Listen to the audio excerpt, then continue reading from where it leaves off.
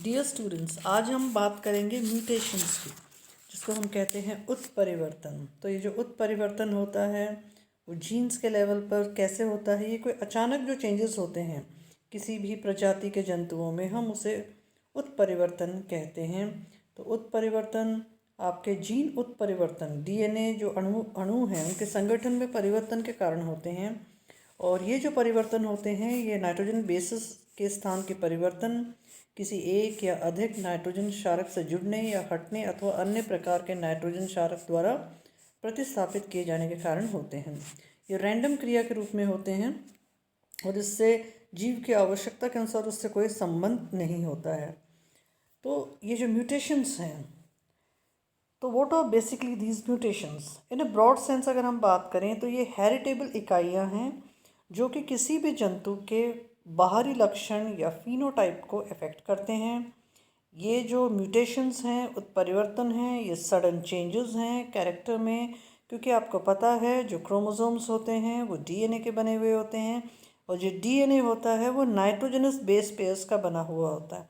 तो अगर आपके न्यूक्लियोटाइड सीक्वेंसेस में कहीं भी कोई चेंज है तो वो म्यूटेशन कहलाएगा। इस टर्म को सबसे पहले ह्यूगो डी वेरीज ने कॉइन किया था। It is something which is sudden. Evening जो प्राइमरोज जो प्लांट होता है उसमें उन्होंने उसके 7 लक्षणों की स्टडी की थी ओइनोथेरा लमाकाइना के ऊपर, और जो सिस्टमेटिक जो स्टडी शुरू हुई म्यूटेशंस के ऊपर वो 1910 में शुरू हुई थी। मॉर्गन ने काम किया था जो इंसेक्ट है ड्रोसोफिला मेलानोगेस्टा। उसके बाद में 1927 में म्यूलर ने सबसे पहले बताया कि जो आर्टिफिशियल जो इंडक्शन होता है म्यूटेशन का, वो एक्स रेज उन्होंने यूज़ की ड्रोसोफिला में। तो इस तरह से ह्यूगो डी वेरीज से शुरू होता हुआ मॉर्गन के बाद में और म्यूलर से म्यूटेशन के ऊपर बहुत सारा रिसर्च कार्य हुआ है। जैसा कि हम इस पिक्चर में देख सकते हैं कि the credit goes to the scientist Hugo de Vries, Morgan और म्यूलर। नौ उसके बाद में 1928 में स्टैडलर ने एक्सरेज को यूज़ किया था प्लांट प्रजातियों में, और उन्होंने देखा कि जो दर होती है म्यूटेशन की वो इंक्रीज़ हो गई एक्सरेज से। उसके बाद में स्टिनबर्ग ने फंगस में भी यूज़ किया था इसको, और ड्रोसोफिला में 1946 में केमिकल्स का इफेक्ट देखा गया कि म्यूटेशंस में एक तो होता है कि इंड्यूस करना, जो भी आप बाहरी कारक से अगर हम इसको उत्परिवर्तन को लेके आ रहे हैं, चाहे वो केमिकल्स हों आपके या फिज़िकल एजेंट्स हों, तो वो ऑबैक और रॉबसन ने 1946 में यूज़ किया था। और उसके बाद में इंडिया में जो इनिशिएशन लिया गया था वो 1930s में शुरू हुआ था ऑन म्यूटेशन। तो बेसिकली जब हम म्यूटेशन पढ़ते हैं तो कुछ टर्म्स का हमें ध्यान रखना होता है, जैसे कि म्यूटेंट क्या होता है। स्मॉलेस्ट यूनिट ऑफ जीन, सबसे छोटी इकाई जीन की जो कि ये क्षमता रखती है कि उसमें म्यूटेशन हो सके, तो उसे हम रिप्रेजेंट करते हैं एक न्यूक्लियोटाइड से, that is a mutator gene. वो जीन जो कॉज करती है दूसरी जीन और जीन्स को, जिससे कि आपके स्पॉन्टेनियस म्यूटेशन हो सके। मतलब एक जीन जो स्टिमुलेट करती है दूसरी जीन्स को कि आप भी म्यूटेशन करिए। म्यूटेबल जीन्स, जीन्स जो कि शो करती हैं हाई रेट्स ऑफ म्यूटेशन, उनको हम कहते हैं म्यूटेबल जीन्स। मतलब नॉर्मली तो अगर हम देखें कि अधिकतर जितनी भी जीन्स होती हैं उनका जो रेट होता है, rate to undergo mutation, it varies from 10 to the power of -7 to 10 to the power of -4। लेकिन अगर इससे अगर दर म्यूटेशन रेट ज़्यादा हो जाती है तो those genes are known as mutable genes. Mutant हम किसे कहेंगे? एक ऐसा ऑर्गेनिज्म या ऐसी सेल जिसमें कि म्यूटेंट फिनोटाइप प्रदर्शित होता है, क्योंकि नॉर्मल जीन किस में कन्वर्ट होगी? म्यूटेंट एलील में। म्यूटेजन जो कारक, जो बाहरी कारक इंड्यूस करते हैं उत्परिवर्तन को, म्यूटेशन को, उसे हम कहते हैं म्यूटेजन। हॉटस्पॉट्स ऐसे हाईली म्यूटेटेबल साइट्स, एक जीन में ऐसे स्थल जहाँ पे कि म्यूटेशन की दर बहुत ज़्यादा होती है, ऐसे दरों को, ऐसी साइट्स को हम कहते हैं हॉट स्पॉट्स।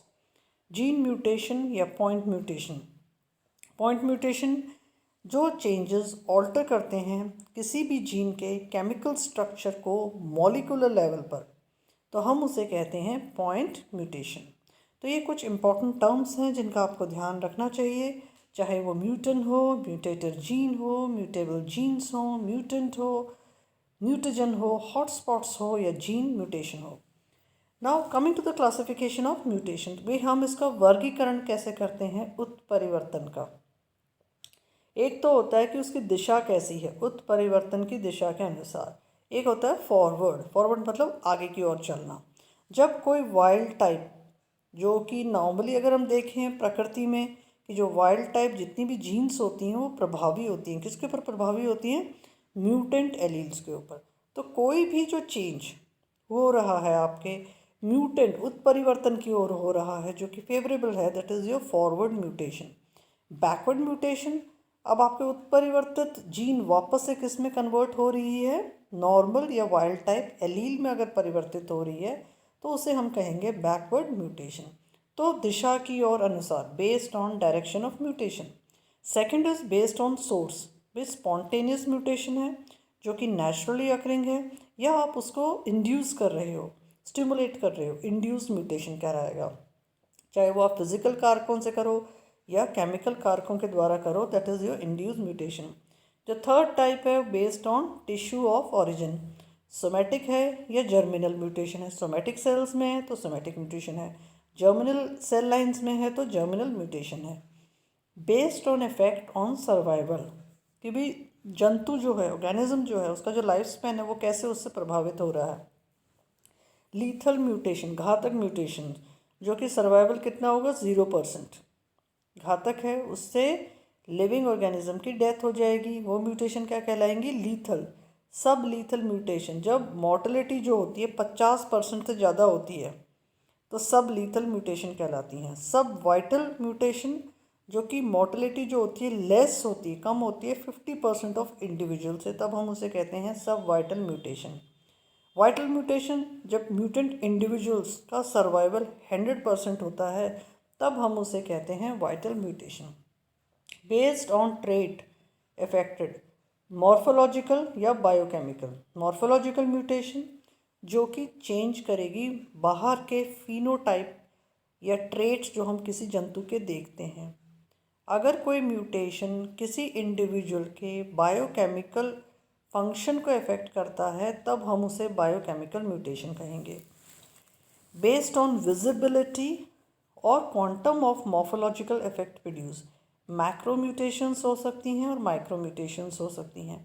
मैक्रो मतलब एक डिस्टिंक्ट मॉर्फोलॉजिकल चेंज है फिनोटाइप में जिसको हम देख सकते हैं इजीली, जैसे कि colour of flowers, we see beautiful flowers around, then height of plants also. Micro mutations, mutation जो कि इनविजिबल फिनोटाइपिक चेंजेस लेके आती है, दिस इज माइक्रो म्यूटेशन। बहुत कम छोटे लेवल पर अगर उत्परिवर्तन हो रहा है, that is your micro.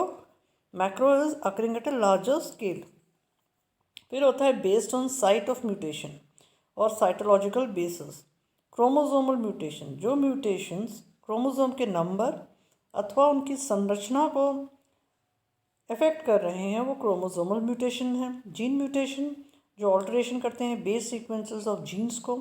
Cytoplasmic mutations, जो कि म्यूटेशन एसोसिएटेड होते हैं चेंजेस इन क्लोरोप्लास्ट डीएनए या माइटोकॉन्ड्रियल डीएनए। नाउ क्या इम्पॉर्टेंट ट्रेट्स होते हैं म्यूटेशन के। म्यूटेशंस ज़्यादातर रेसेसिव होती हैं, अप्रभावी होती हैं, बहुत कम होती हैं कि वो डोमिनेंट प्रकार की हों। जो हार्मफुल जो इफ़ेक्ट्स लेके आती हैं वो बहुत कम होती हैं, 0.1% होती हैं, and very few are beneficial. मतलब ज़्यादातर हम देखें कि हार्मफुल ज़्यादा होंगी म्यूटेशंस और आपकी useful mutations are very few. Changes की वजह से होती हैं ग्रुप ऑफ जीन्स और an entire chromosome. Gene mutation अगर लीथल नहीं है तो सर्वाइवल हो जाएगा। अगर म्यूटेशन दोनों ही स्थलों पर साइमल्टेनियसली हो रही है तो आप म्यूटेंट्स को आइडेंटिफाई कर सकते हो। अगर वो रिस्ट्रिक्टेड है किसी एक लोकस पे, चाहे वो डोमिनेंट हो या रेसेसिव हो, तो हम उसका इफेक्ट खाली सेकंड जनरेशन में ही देख सकते हैं। जो बड़े प्रकार की म्यूटेशंस होती हैं जिनको हम मैक्रो कहते हैं वो विजिबल होती हैं, लेकिन माइक्रो को हम देख नहीं सकते except we need some statistical test. जो म्यूटेशंस होती हैं उनमें से कई बार जो कुछ म्यूटेंट्स होते हैं वो नेगेटिव सिलेक्शन वैल्यू को प्रदर्शित करते हैं। म्यूटेशंस हम क्या कहते हैं कि नए character generally does not occur. ज़रूरी नहीं कि म्यूटेशन हो रहा है तो बहुत एक नया ही कैरेक्टर आ जाएगा, कुछ चेंजेस हो जाते हैं। Mutations in a sense are random, कहीं पर भी किसी भी टिश्यू में किसी भी सेल में वो कभी भी हो सकते हैं। ये सेक्टोरियल हो सकती हैं और वो म्यूटेंट कैरेक्टर्स को प्रदर्शित करते हैं। म्यूटेशन रेकरेंट होती हैं, मतलब सेम म्यूटेशन में अकर अगेन एंड अगेन। इंड्यूस जो म्यूटेशन है वो प्लियोट्रॉपी को शो करते हैं because mutation in closely linked genes. अब हम आर्टिफिशियली कैसे इंड्यूस करते हैं म्यूटेशंस को? एक तो होता है कि भाई आप स्पॉन्टेनियसली, जो प्रकृति उसको म्यूटेशन को लेके आती हैं। दूसरा होता है कि आप उसको आर्टिफिशियली इंड्यूस कर रहे हो, फिजिकल एजेंट्स जिसको हम कहते हैं रेडिएशंस या केमिकल म्यूटेजेंस, जिनमें हम केमिकल ट्रीटमेंट करेंगे। फिजिकल म्यूटेजेंस, आयनाइजिंग रेडिएशन, जैसे आपको पता है कि जब हम देखते हैं किसी भी लाइट का सोर्स, तो लाइट सोर्स में जब हम एक स्पेक्ट्रम देखते हैं लाइट की, तो आप देखते हो कि वहाँ पे आयनाइजिंग रेडिएशंस भी होती हैं और नॉन आयनाइजिंग रेडिएशंस भी होती हैं। Ionising radiation release of ions release होते हैं, उनकी जो कैपेसिटी होती है वो डीप पेनिट्रेटिंग कैपेसिटी होती है, मतलब एक्स रेज होगी, गामा रेज होगी, अल्फा पार्टिकल्स हो गए।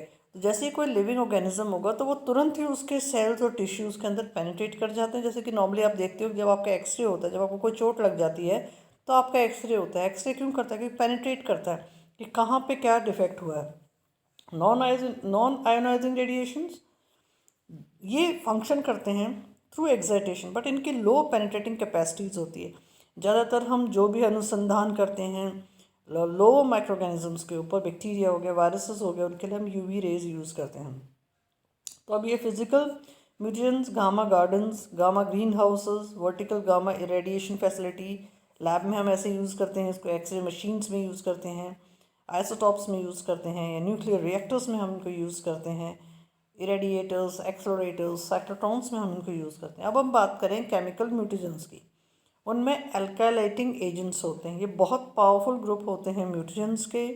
ये ऐसे केमिकल्स हैं जो म्यूटेशन को इंड्यूस कर रहे हैं और जिससे कि ट्रांजिशंस और ट्रांसवर्शन जो म्यूटेशंस होती हैं वो एल्कलाइल ग्रुप के ऐड होने से डीएनए में बहुत जल्दी होती है, चाहे वो इथाइल ग्रुप हो या मिथाइल ग्रुप हो।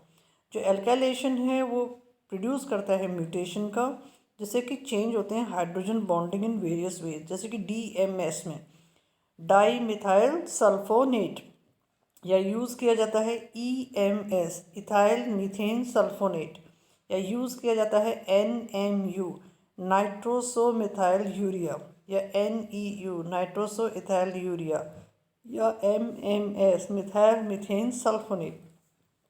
Then coming to the base analogues, ये ऐसे केमिकल जो कि बहुत सिमिलर हैं डीएनए बेसिस में, और ये जो केमिकल्स हैं इनकॉर्पोरेटेड होते हैं डीएनए में in places on normal basis during replication. ये कॉज करते हैं म्यूटेशन, जैसे कि रॉन्ग बेस पेयरिंग करते हैं, इनकरेक्ट कोई बेस पेयरिंग वहाँ पे आ जाएगी ट्रांजिशन या ट्रांसवर्शन की वजह से, जैसे कि 5 bromo uracil, 3 bromo deoxy uridine, या 2 एमिनो प्यूरिन। तो ये केमिकल म्यूटेजेंस हैं, अल्कलाइटिंग एजेंट्स हैं, या बेस एनालॉग्स हैं। अब ये जो केमिकल म्यूटेजेंस हैं इनमें हम दूसरे एंटीबायोटिक्स भी हो सकती हैं, जैसे कि मिटोमाइसिन है, स्ट्रिप्टोमाइसिन है। ये क्रोमोसोम को ब्रेक करने की प्रॉपर्टी यूज़ करते हैं। या आपकी डाइज हम यूज़ करते हैं, उनमें से एक्रिडाइन डाइज हैं। ये पॉजिटिवली चार्ज होती हैं और ये इंसर्ट करती हैं between 2 base pairs of DNA. Intercalation को कॉज करती हैं, रेप्लिकेशन होता है इंटरकैलेटेड डीएनए का, जिससे कि एडिशन या डिलीशन हो सकता है बेस पेयर्स का, जिससे कि फ्रेम शिफ्ट म्यूटेशंस हो सकती हैं। तो कुछ डाइज भी केमिकल म्यूटेजेंस का काम करती हैं और इनके उदाहरण हैं एक्रिडाइन डाइज के हैं प्रोफ्लेविन, एक्रीफ्लेविन, एक्रिडिन ऑरेंज, और कुछ और केमिकल्स भी हैं जैसे कि हाइड्रोक्साइल एमीन या नाइट्रस एसिड, जो कि क्रोमोसोमल एबिरेशंस या स्ट्रॉन्ग म्यूटोजेनिक एक्टिविटी को भी इंड्यूस करते हैं। I hope you are able to understand this introduction of mutation in a very simplified way. Thank you for watching the video.